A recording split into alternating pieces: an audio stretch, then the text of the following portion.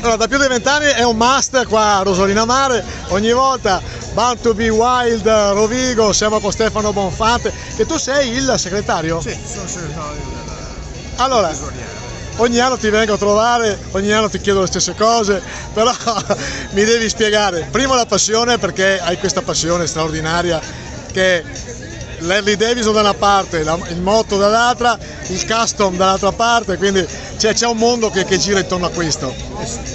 Sicuramente sì, si gira il mondo e sai, la passione dicono che sia un motivo di vita, no?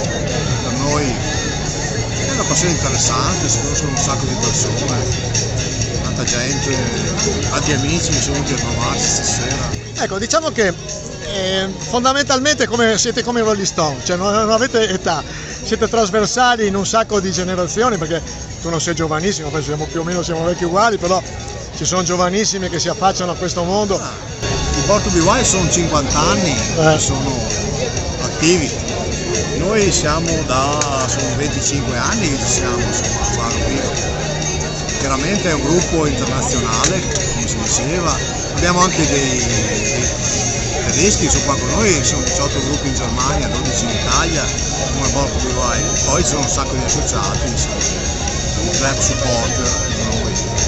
E vengono spesso a trovarci perché il paese gli piace, poi Rosolina, mare, insomma, estate, è moto, è rock and roll.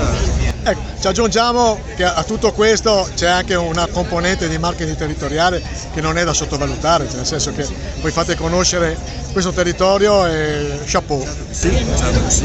Stasera abbiamo dei board che sono arrivati dalle vacanze in Croazia, hanno detto andiamo a Rovigo che fanno una festa al mare perché sanno, avevamo fatto qui le ferie del club 3 anni fa, 4 anni fa, scusa, nel 2022, che ha riempito l'hotel e avevamo qua 240 Harley Davidson e rispettive board. Beh, anche stasera ce ne sono un bel po'.